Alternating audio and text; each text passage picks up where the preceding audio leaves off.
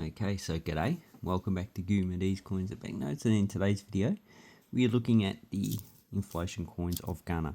So in 1984, or I would say just 1979, you probably could have found these ones in circulation, as well as the 50 Pasiwas, which I've got in this one, so I'm not going to take out.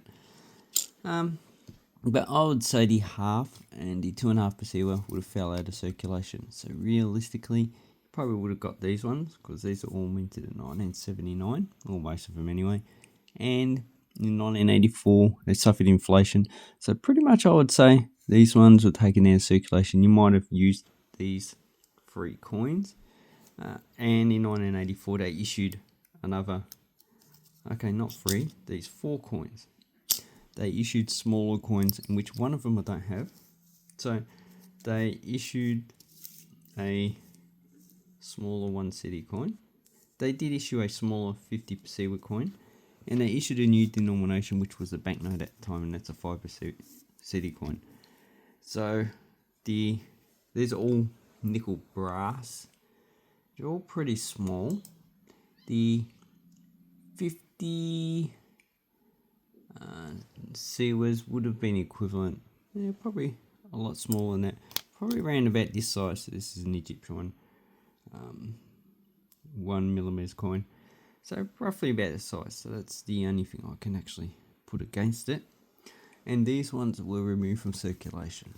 So that is what they were used in 1984.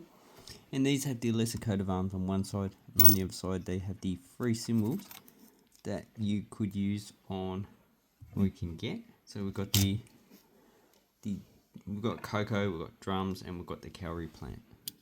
And these ones you should be able to pick up for at least $1. Okay, in 1991 they issued other denominations. So we have the 10, which is a single year issue. They issued a 20. So these coins, and these all just have the lesser coat of arms on the front back of the coin.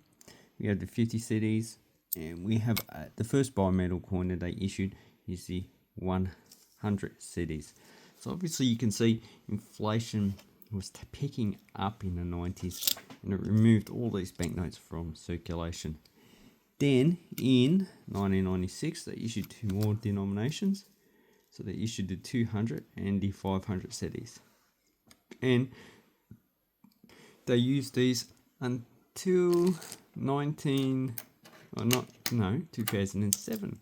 And in 2007 they redenominated 10,001. So basically the highest denomination we have there, 500 cedis, become 5 Pasiwas. And the 100 cedis become the 1 Pasiwa. So, and these ones are a bit better design. Each of the designs a bit different, but the metal is a bit cheaper. Okay, let's have a look at each of these coins. So the 1 cedis, this has the lesser coat of arms, and if you're not too sure what this is the monarch's hatchet. This is a staff used by the translator or linguist. Here we have the former slave castle and presidential palace. That is the Usa Castle. Here we have a coal mine. Here we have a cocoa tree, which is a cash crop in Ghana. Here we have the English lion, which represents the history of United Kingdom colonisation. On the other side of the coin we have Ghana, the motto, justice and freedom, and the cowrie shell. So this would have been used currency at one point in time, and it's used all the way to even China used it as well. And probably I wouldn't be surprised if it was the Americas. So I don't think there's any evidence of that. I'll need to look that up. Here we have the 5. Once again, same design. And this is well circulated. Here we have drums. And the mintage for the 1 is 50 Pasiwas is 10 million. 41 cedis. Mintage is 40 million. For this one, the mintage is 88 million, so pretty common coin. And this has the Adowa drums, which look on the internet. It's got a lot of people playing them. So all of these or most of these coins, from the 1 to the 200, you can pick up for less than $5. Your 500 Pursuers you probably get for about $5. So from 1991, there are no mintage figures, but this is the 7-sided coin issued in 1991, nickel-plated steel. So they're all nickel-plated steel from this date as well. And it has, all the features are pretty much the same. So it's 3.5 grams, 21.8 millimeters. And on this side we have just cocoa plant. Then we have the 20, which is the same. So it has the lesser coat of arms. We have the date and the denomination. So this is 5.4 grams, 24.5 millimeters. And on the other side, we just have a cowrie shell. So that's the same. And then we have the 50. So the 50 has the drums as well. So you can see between each denomination, you have a different symbol. So I reckon that the 100 should have the cocoa, the 200 should have the cowrie, and the 500 should have drums. So we take the 200. Yeah, that's the cowrie. So if they issued 1,000, you should start all over again with these 3 sides. And this one from 1999, it looks like a proof finish. So it is polished and it has misting on the not on the design itself, it's in between the design, and that means it was minted in Canada. So you do get some coins sooner or later that from some countries that are like this. So, and people think that they're proof, but they're not. They're just business circulation type. So this is also a nickel-plated steel. It weighs 7.5 grams, 27.5 millimeters. So these are getting a bit bigger. And the 1991 version is copper nickel. So then we have the bimetal 100 cities. So this is a bit smaller. This one seems there's something wrong with the 9s in the date.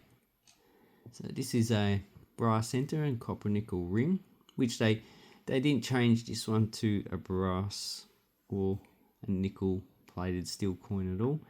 It's 6.9 grams, 26 millimeters, and on this side should have cocoa. So being a new denomination, yeah, cocoa. There you go. So it's the only bimetal coin for this series. So then we have the 200. So this one also is similar to the 500, in which it has the frosting on the bottom of the coin and the main details are not frosted. A little bit different. So this was first issued in 1996 and it's only a 2-year issue. So 96 and 98 are the dates you get. 98 seems to be quite common. It is a 8.6 gram, 27.8 millimeters, and it's 7-sided. So I like the 10 cities. And the last coin they issued is 500, which I quite like.